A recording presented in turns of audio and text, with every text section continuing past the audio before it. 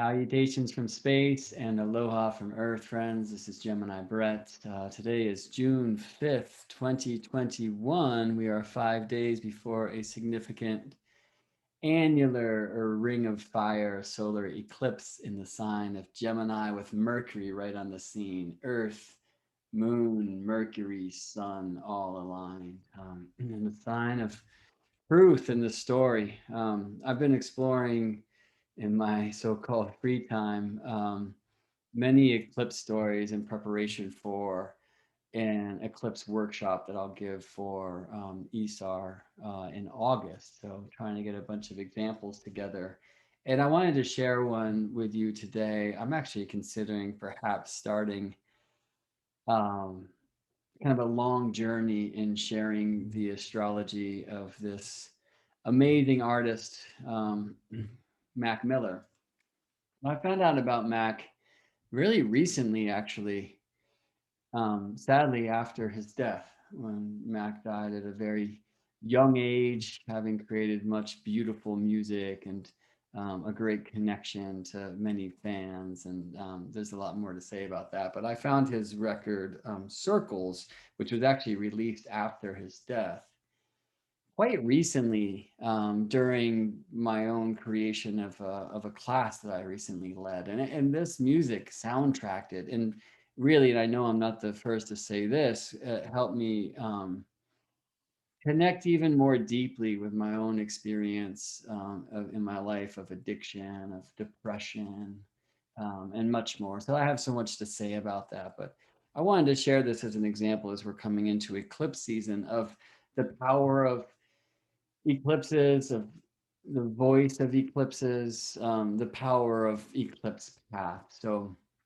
this is Mac Miller's Nativity, Aquarius rising, 8:46 a.m., January 19th, 1992, the day of the sun, Sunday in Pittsburgh, Pennsylvania. And I would love to know where Mac Miller is now. So you can see just from the moon opposite sun at the time of Mac Miller's becoming that this is the time of full moon, right? Moon is still applying to align opposite sun for the full moon. That's going to happen around 29 degrees Capricorn. Oh, about 5 degrees of moon travel after Mac's birth, which is some 10 hours about. Um, these symbols here, you may or may not know, are the dragon's tail and the dragon's head, and they are, from Earth's point of view, where the paths of the sun and the moon cross. So, or where the moon, from our point of view, snakes above and below the ecliptic, which is the plane of the Earth-Sun relationship, and from Earth's point of view, the apparent path of the sun through our sky. Generally speaking, kind of the center, the belt of the zodiac. We have a new moon every 29 and a half days, but we do not experience a solar eclipse every 29 and a half days or a lunar eclipse every 29 and a half days, because most of the time when the moon comes between Earth and Sun, which is new moon, moon will either be above the sun or below the sun from our point of view, depending on where on Earth you are looking from. And when the moon's above the sun, we just see no moon at all. New moon is like no moon. Why do we see no moon? Because it's blinded in the light of the sun, yeah?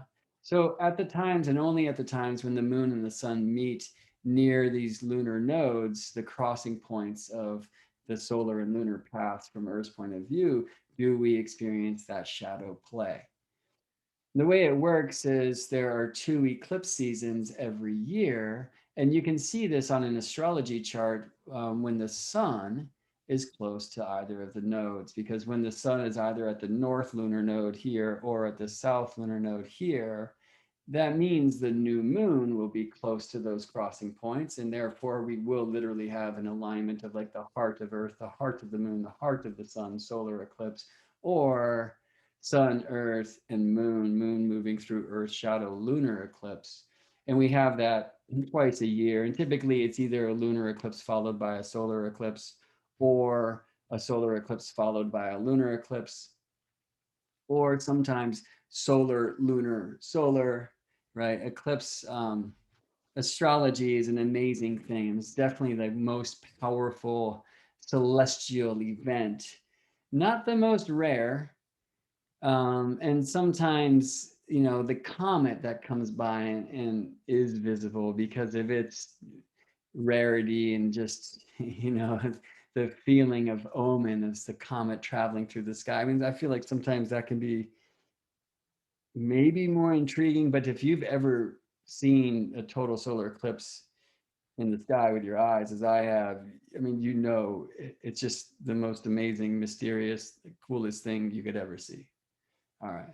So I can look at Mac's chart, and I mean, there's many things that jump out to me right away. Given that he's, a great MC, musician, I might be interested in what's up with Mercury, who at the time of Mac's birth was right with Uranus, innovation and speed and out of the box, very close to Neptune. Some of this is in the addictions and in the drug use, which has been part of his history, and sadly also the source of his death at a very young age, where Mac overdosed. Part of that also was it kind of in a Neptunian way. Oh, that he was sold bad drugs. He was sold false drugs, and well, he was sold fentanyl instead of oxycodone, and it's just much more, much stronger. And so he took a legal dose, not knowing at all that he was. And I mean, say what you will, it's kind of a tale for another time. I will just show you from a traditional point of view where I would look at this chart from what we call whole sign house systems. The ruler of the eighth of death is Mercury, who's right with Uranus, which can be accidents, and Neptune, which can be drugs and confusion, and then trine Jupiter, who's in the eighth sign, and in the signs so-called of his detriment. It's a glimpse of the death picture. Now, would I suggest that that's how it would be, were I to speak with Mac in like a counseling session before any of this aligned? No, but if he was speaking to me about his addictions, and I might give a warning and just say, look, this is in the charts. You need to be really careful with dosage and these kinds of things. Got very strong Mars in Mac's chart, and that, I mean, there's like athleticism there. There's rap battles live there for sure. There's the ability of expression. Mars said to rule the third sign of Aries, and so this can come into our communication itself. Um, and importantly, they're all in the 12th sign of the chart. I show them in this particular house system in the 11th house. And so we see the crew and, the cipher and all sorts of other things, but also in the 12th sign, because Mac, well, certainly a gifted lyricist, musician, it's often said had a very shy side and kind of a hidden side. And I'm taking more time than I mean to. These are all things that I'd love to explore at length. If you're watching this video and you'd be interested in hearing many short videos about many pieces of one chart, let me know, or subscribe to the channel if you're watching this at my YouTube page, where I probably will post it in a bit. All right, anyway, so to get to the topic at hand, I look at a chart like this, and while so much jumps off of the page, and I'm going to explore with Aquarius rising what Saturn's up to like right away, and I see that Mac is mercurially aligned to this Uranus-Neptune conjunction, who only align like this every 170 to 172 years, and so I can see that in a way like Mac's meant to be a voice of this generational happening, multi-generational happening. One of the things that I quickly get to in the chart, where I'm looking at kind of sun, moon, rising sign, the so-called ruler of the ascendant, is the sun's proximity to the lunar nodes, because I do so much work with eclipses. I just find them to be such powerful things. And I see the sun at the node, and it's like, okay, I see the moon at the node, and it's like, all right, I see moon opposite sun. And then the question is, well, it looks like full moon, no doubt, but will it be a lunar eclipse? By the way, the answer to that question is no. because the moon must oppose the sun for full moon within about 12.25 degrees of the nodes for us to experience a lunar eclipse, right? And 10 plus 18, 19 brings me to 28, 29 over here. So this is not going to be a lunar eclipse. However, the full moon aligns about 14.5 days after the new moon.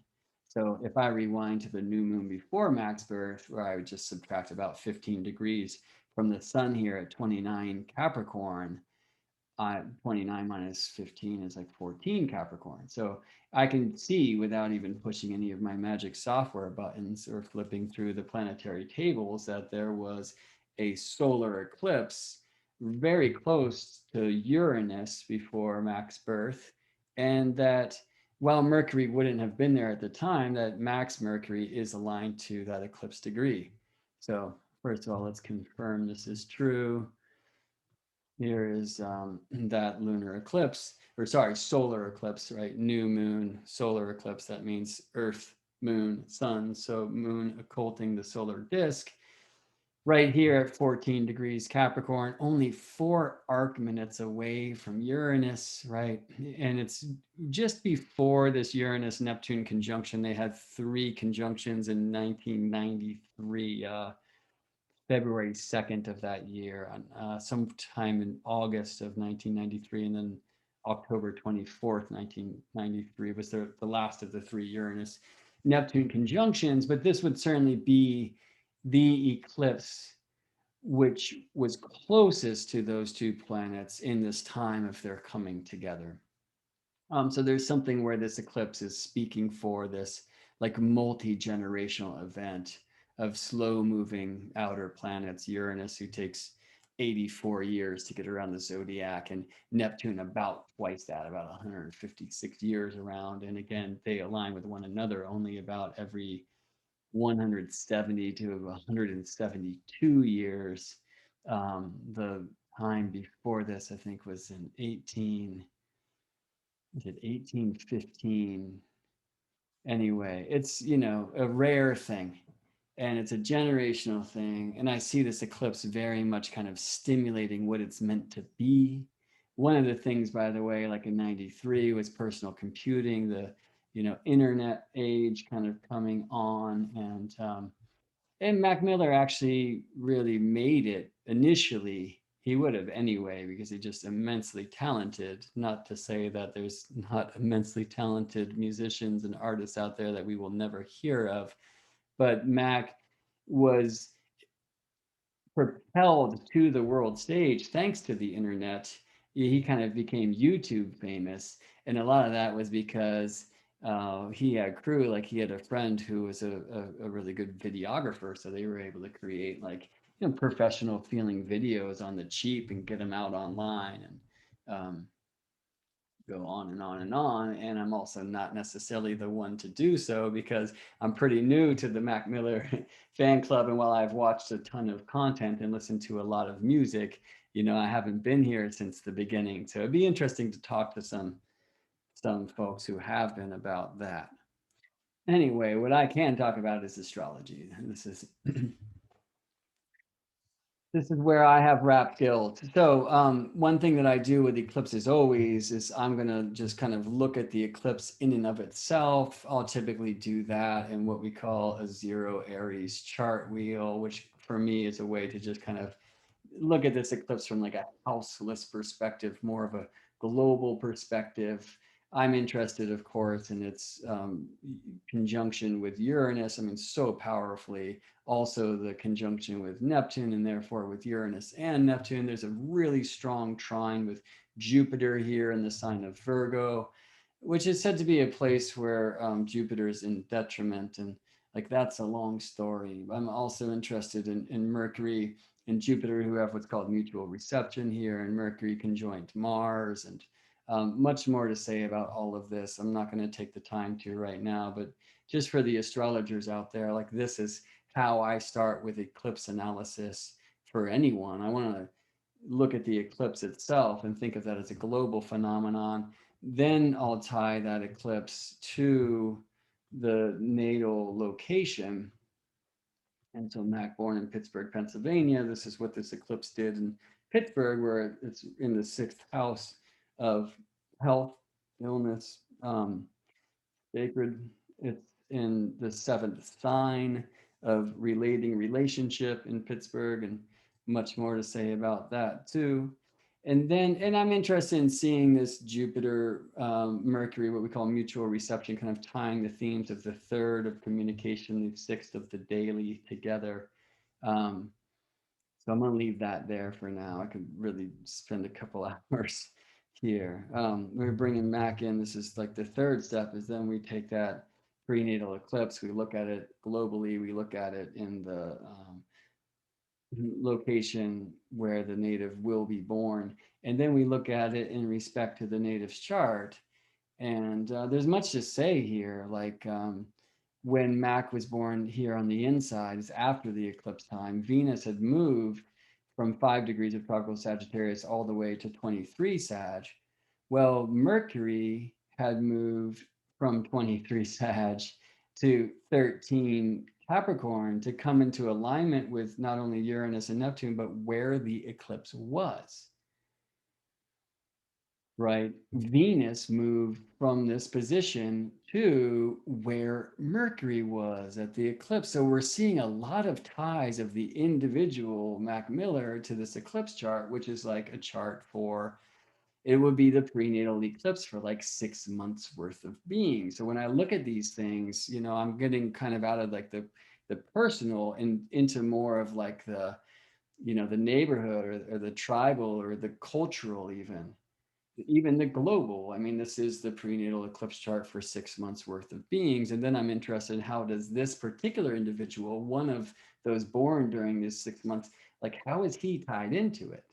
And there's a lot of interesting answers to that question, right? So I probably want to show the local angles, and there's many other points I can put on the chart. But you know, one thing I see is that Mac's sun is right at the descendant degree of the eclipse chart. Let me reverse them, and it's kind of a little easier to see. Now this is the eclipse on the inside, and then Mac Miller's sun, right? And eclipses, of course, are sun, moon, and earth. He's born not only during the full moon of the cycle, but it's aligning in Pittsburgh to the horizon of the eclipse chart, which just is very fatalistic, bringing the personal energies to like a global energy, if you will. And of course, Mac Miller did, in many regards, become global, is very famous and deservedly so. Looking at another angle here, the time of the eclipse, well, let me say at the time of the eclipse, Venus was here at 5 degrees Sagittarius. Well, that would be the degree of the zodiac and thereabouts that was culminating at the time of Mac's birth. So there's something about his role, his vocation, his job, his service, his offerings. These are his legacy, his honor, his reputation. These are all like midheaven themes relating to artistry, and Sagittarius also like the journey into new art and new depths and to quest for truth lives there too. I'm saying more than I meant to, but that's typically my way. But I'm also very interested in the top of the chart, which when 19 degrees Aquarius is rising, it's 19 degrees Scorpio, and we see Pluto right at the top of Mac's birth chart. And kind of another shadow signature, Pluto, death, rebirth, so much more to say about that. But I mean, Mac's death has been part of the way that he's changing the world too. I mean, I can say that's certainly true for me, but also kind of putting like depression, let me just leave it at that, like on high for those to see. Well, that's very helpful for others of us who have suffered from depression, from addiction, these kinds of themes, you know. Mercury, Uranus, Mercury, Neptune, either in a way we can kind of be a voice for these addictions and all right, I'll leave that there. So Lilith is a very interesting eclipse point too, in a sense, because Lilith shows us where the moon is furthest from Earth. It's why I can see that though the moon and the sun are certainly meeting close enough to a lunar node for this to be a total solar eclipse, because they only have to meet for a new moon within about 10 degrees of a node, and it's guaranteed to either be a total solar eclipse or what's called an annular solar eclipse. And that's the case here because the Lilith, true black moon Lilith, when you can see Mac's sun is aligned to that point that hosted Lilith during the eclipse, you can see that in Pittsburgh, Lilith was at the angle, was at the descendant too, really tying the eclipse into that local region and tying Mac to it personally. But Lilith, when we look at that point in space, it's directing our gaze to the lunar apogee, where the moon is furthest from Earth, and therefore apparently smaller in our sky. And that's happening at this eclipse. So though it's so strongly aligned to the nodes where the paths of the moon and the sun cross, this is not going to be a total solar eclipse, but rather what we call an annular solar eclipse or a ring of fire, because the moon is just like simply too small to occult the entire solar disk at that time. So you get the ring of fire around it. I mean, some would say that that's like less powerful than a total solar eclipse. I think it's just as powerful. It's just a very different image. And I want to be careful not to just get into my own cosmological philosophy here. We'll be here all day. But I'd love to explore that another time. So if you're watching this and you're interested in hearing these explorations, leave a comment or subscribe to the channel, and let me know. Yeah, like let's do that. Let's really get into deep into chart into eclipse analysis. All right, so I will say that those who are born this close to eclipse, they're very much aligned to kind of the fate of the world. Of course, that doesn't mean that everyone's going to like achieve fame and public notoriety and that, and whose life is going to be on display. But it certainly happens, right? And it's certainly not every famous person is born this close to an eclipse. I will just say it's like the individual soul feels more tied to the soul of the world that's like activated in the moments around their birth. And that seems to be very true for Mac Miller, who so sadly, I titled this The Magnificence of Eclipse and the Eclipse of Magnificence. There were times when Mac Miller had found some sobriety, but I think Circles in this album that was released after he died, like one of the great lyrics of the title track Circles is just kind of like I'm back there at the start of the line, I'm drawing circles, like he kind of talks about trying to grow out of this, but he's coming back to it. And Mac, in many ways, it's the wrong word is to say prophesize his death, but he had spoken about often that he's not going to last that long just because of the depression and the addictions and that. Many of us have felt that way, and it's powerful and helpful to hear others, courageously speak about it. I think courage is a big word for Mac with Mars right here, maybe courageous speech as well with Mercury, Mars, and maybe sometimes erratic and out of the box with Uranus there and Neptune being speaking for the collective, but also for the other side. All right, so we can see that Mac Miller is really tied to this eclipse, not only because it happened only 15 days before his birth, but when we see the sun at the eclipse descendant for his local place, we see Venus at the eclipse Mercury, we see his midheaven at the eclipse Venus, we see his Mercury at the eclipse degree within 1 arc minute. He is literally like a voice for this powerful energy. All right, I'm going to show you. Well, let me ask consent of you before we go there, because I'm gonna at some point here show Mac's death chart, and I feel like that maybe could be too much for some folks. So I'll just say it again before it comes up, and you can choose to check out if you'd like. I want to show you the path of this prenatal solar eclipse, and thanks to the wonderful website called Moonblink, like the moon blinking being occulted. There's an eclipse search here on the left of the page where you can type in any year, you can get more specific into dates. And in this case, like I'm looking at every eclipse, both solar and lunar for the calendar year of 1992, Mac being born on January 19th. his prenatal solar eclipse on January 4th, 1992. Okay, so it's this annular solar eclipse. The annular solar eclipse being the ring of fire. And then this is where it was seen on Earth. Okay, so lunar eclipses are basically seen, and I'll show you, well, yeah, let me just show you like a lunar eclipse image. Here's a total lunar eclipse on December 9th, 1992.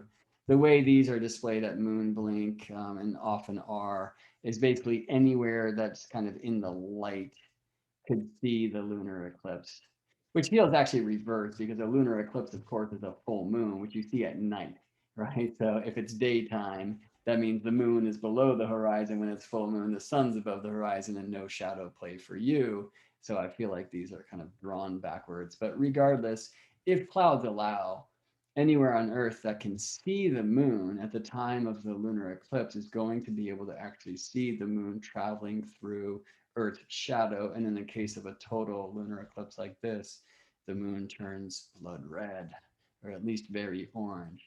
It's not the same for solar eclipses. For solar eclipses, like here's a total solar eclipse, June 30th, 1992. It's only seen in its totality and like a small kind of curve of Earth. That's Yeah, let me leave it there. Anyway, so that doesn't mean these are the only places on Earth that could see that eclipse.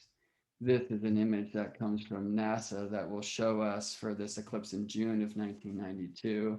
Everywhere on Earth that would have a potential view of the eclipse if weather allows and whatnot. And basically, like, oh, let's pick a place like here in Namibia, like 70% of the sun is seen to be occulted by the moon. You can just see that 0.6 is 60%, 0.8 is 80%. Only on this place, only on this path is the eclipse experience in its totality. And so really only in Uruguay, as far as landfall goes, you could be on a boat or whatever, but that's the only place you could be on the ground and experience this particular eclipse in its totality. All right. And the reason is, I mean, the apt metaphor is this, like, think about going to like the movies, and here's the projector shining light onto a screen. All right. Well, and the analog would be that the projector is the sun giving light, the screen is the earth. Okay.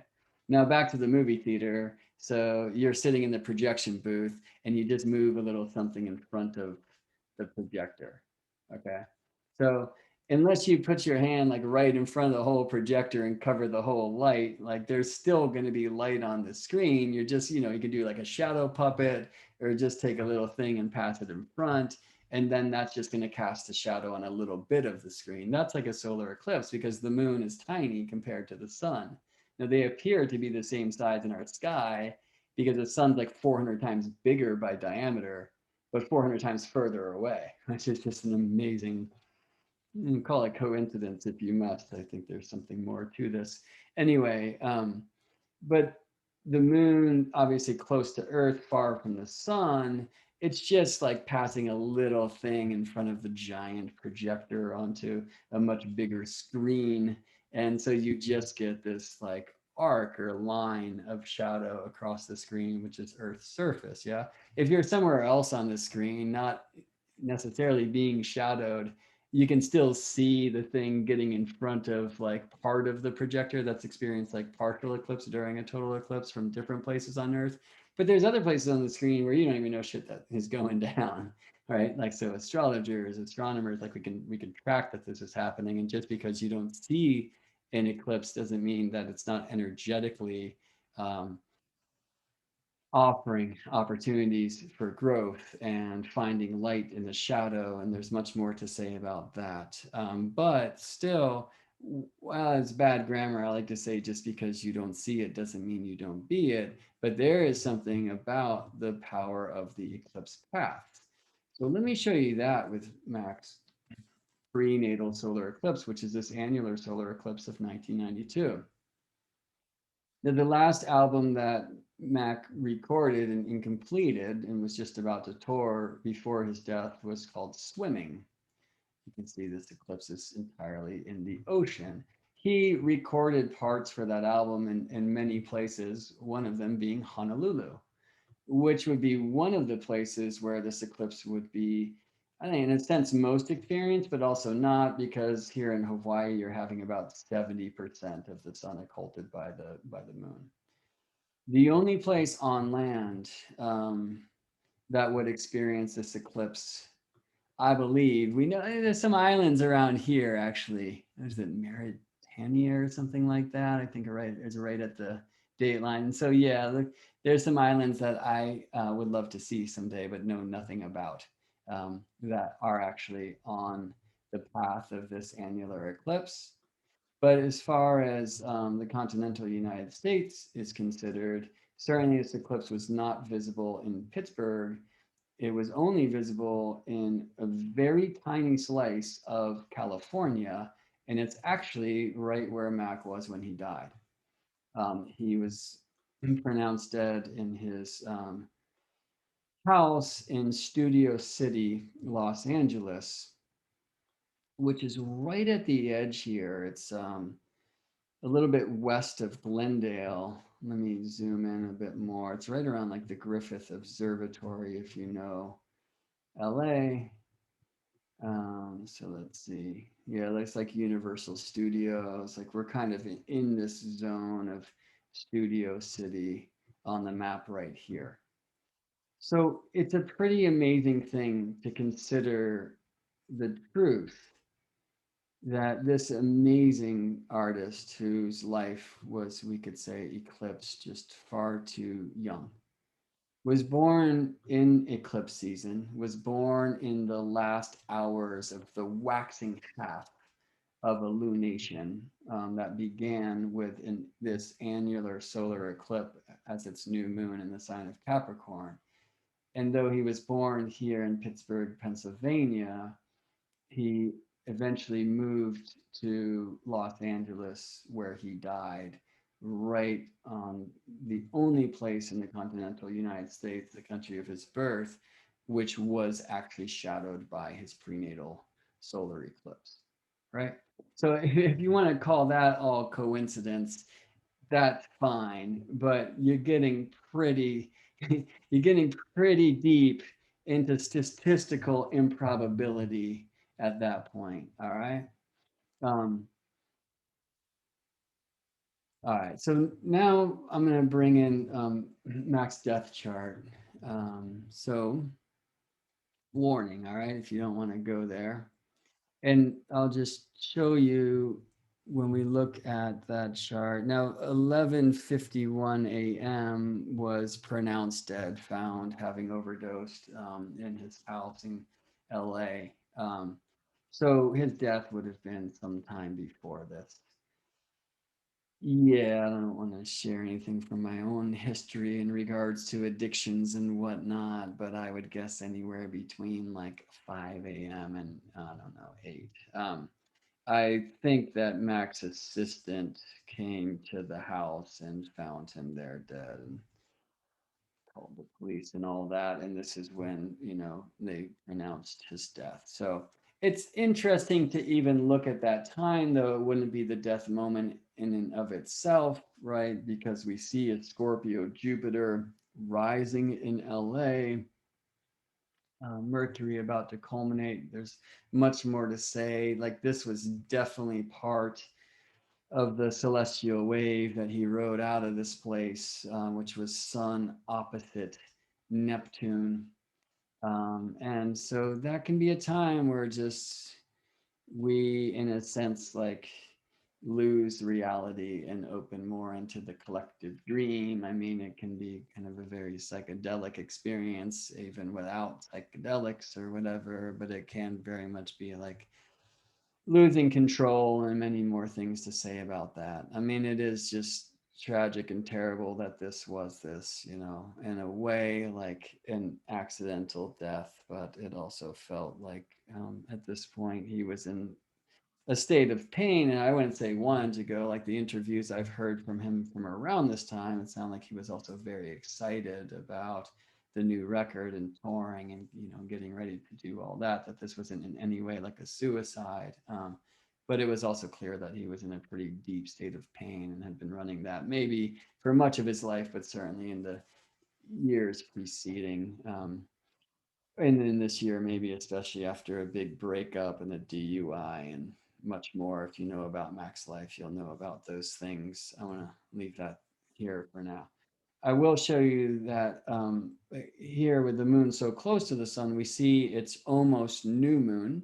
The moon travels through one sign in about 2 1/3 days. So we can expect to see September 9th or 10th, the new moon, but a new moon cycle, a lunation, is 29 1/2 days. So I could go about 27 days before this time to find the new moon, which would be about 27 degrees before where the sun is at this time. And it's right around here in the sign of Leo.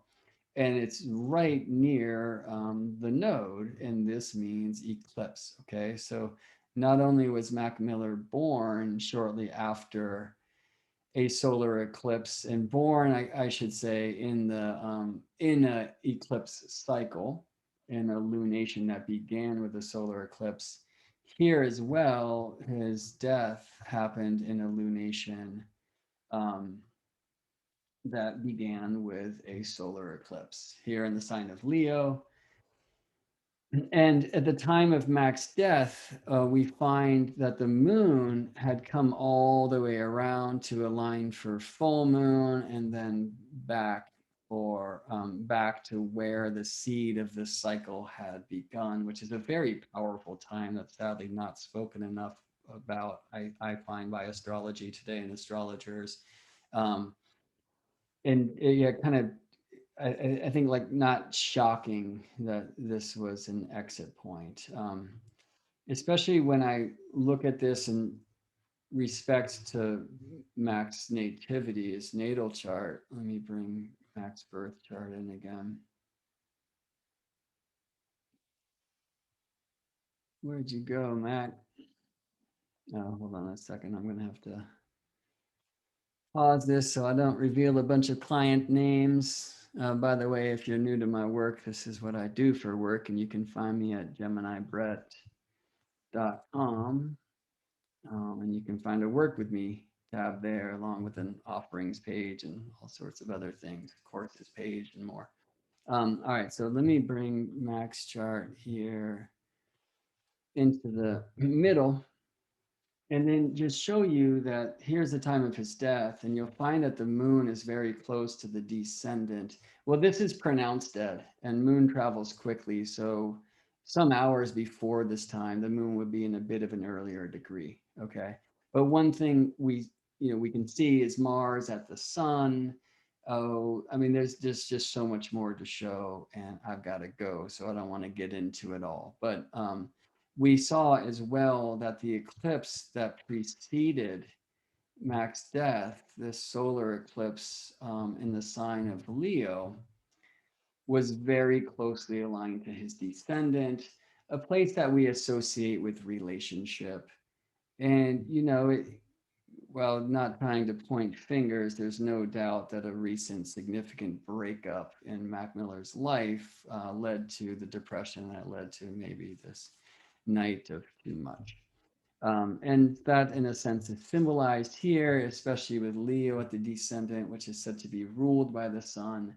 So solar events like a solar eclipse are likely to stimulate that perhaps even more than other planetary activations could. Um, Saturn transiting Mars, with Mars near Saturn, there's just so much to show here. But I just want to say that eclipses are incredibly powerful. Eclipse people are potentially incredibly powerful, and I'm really glad that I'm in my life getting to experience the power of Mac's artistry and music and honesty and courage and love. Um, And here's one example that helps us see how individuals can basically be agents of expression for powerful global celestial events. I hope you also saw during this transmission the power of eclipse paths, and that I hope that encourages you to look at your prenatal eclipse and look at where it was seen on Earth. And maybe you've been there, maybe you've relocated there. And please don't think that that means that it's the place where you will die or something like this. But you might see in the stars, if you will, or the alignment of the planets at these significant times, mm, energies, activities to be avoided, especially in certain places on Earth or in certain places. I don't like to do the fear-based superstition astrology thing, but I also like to honor that the world's not always easy. And we see a lot of depression and addiction in Max chart. I kind of like to start from the beginning at some point and build up and show you all that and maybe end here at the ending. But you know, a beautiful thing is, what is the ending? Drawn circles. Like, I love that circles actually came out after Mac's death. And sometimes we have the opportunity with people, especially artists like this, whose work and goes on, to look at how astrology still speaks after a person has transcended this mortal coil. Wherever you are, Mac, I hope it's amazing. Rest in peace.